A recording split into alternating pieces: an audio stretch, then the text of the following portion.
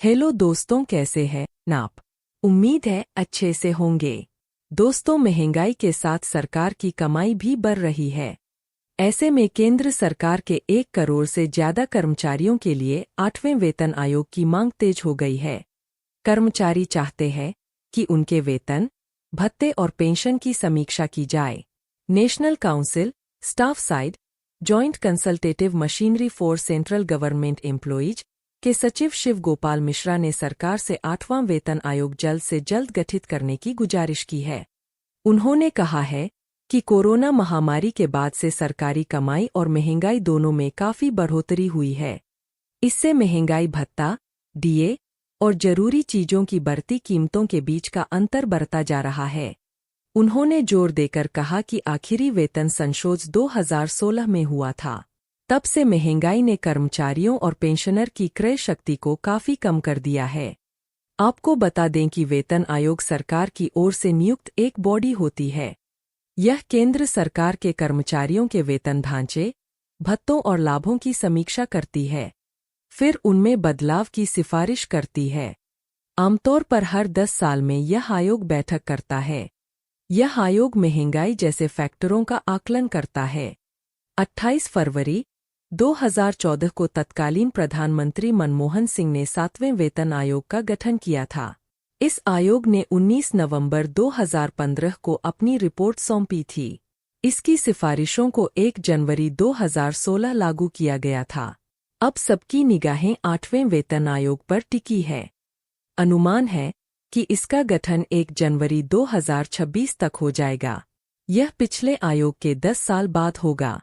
केंद्र की ओर से अभी तक कोई आधिकारिक घोषणा नहीं हुई है, लेकिन 2024 के लोकसभा चुनावों के बाद मोदी सरकार के तीसरी बार सत्ता में आने के साथ ही 1 करोड़ से ज्यादा केंद्रीय कर्मचारियों में 8वें वेतन आयोग को लेकर काफी उत्सुकता है।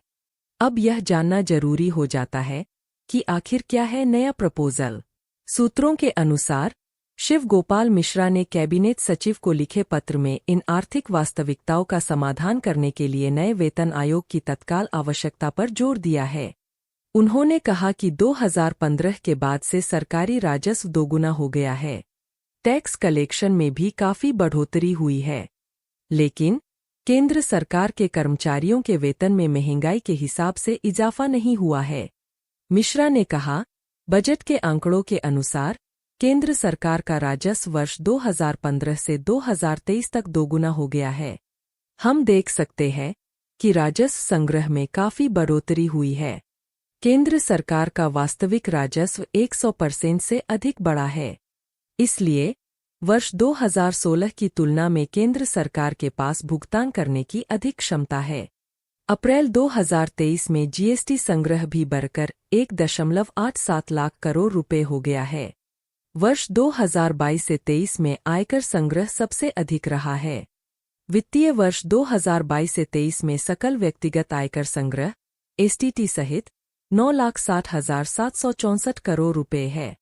यह पिछले वर्ष की तुलना में 24.23% की वृद्धि दर्शाता है। पिछले 1 दशक में केंद्र सरकार के कर्मचारियों की संख्या में लगभग 10 लाख की कमी आई है। इससे मौजूदा कर्मचारियों पर काम का बोझ बढ़ गया है। पत्र में वेतन मैट्रिक्स की समय पर समीक्षा करने की भी सिफारिश की गई है। इसमें कहा गया है कि इसके लिए पूरे 10 साल का इंतजार नहीं करना चाहिए। सिफारिश में एक मानक के रूप में आक्रोयड फॉर्मूला का प्रस्ताव दिया गया है। यह फॉर्मूला जरूरी वस्तुओं की बदलती कीमतों को ध्यान में रखता है। यह वेतन समायोजन के लिए एक अधिक गतिशील दृष्टिकोण प्रदान करता है। इसके अलावा मिश्रा ने राष्ट्रीय पेंशन प्रणाली एनपीएस जैसी चुनौतियों पर भी प्रकाश डाला। इसके तहत कर्मचारियों के मूल वेतन और डीए का 10% काटा जाता है। इससे उनके हाथ में आने वाला वेतन कम हो जाता है।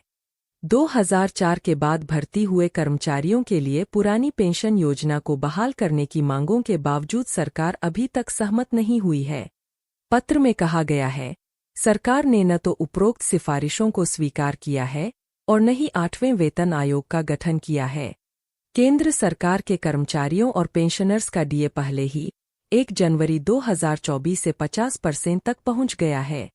महंगाई और मूल्य वृद्धि को देखते हुए डीए घटक 50% को पार कर जाएगा। यहाँ यह भी उल्लेखनीय है कि 20 लाख से अधिक असैनिक केंद्र सरकार के कर्मचारी राष्ट्रीय पेंशन प्रणाली के तहत आते हैं। उन्हें हर महीने अपने मूल वेतन और डीए का 10% एनपीएस में योगदान करना पड़ता है। यह उनके हाथ में आने वाले वेतन को काफी कम कर देता है। सरकार अभी तक एनपीएस को समाप्त करने और 1 जनवरी 2004 को या उसके बाद भर्ती हुए केंद्र सरकार के कर्मचारियों के लिए सीसीएस पेंशन नियम 1972 के तहत पेंशन को बहाल करने की हमारी मांग पर सहमत नहीं हुई है। उम्मीद करती हूं कि यह जानकारी आपके काम की होगी। अगर जानकारी पसंद आई हो तो प्लीज वीडियो को लाइक और शेयर जरूर करें, और अगर आप मेरे चैनल पर नए आए हैं तो मेरे चैनल को सब्सक्राइब जरूर करें और साथ में दिए गए बेल आइकन को भी जरूर प्रेस करें ताकि हमारे आने वाले हर एक वीडियो की नोटिफिकेशन आपको तुरंत मिल सके। धन्यवाद।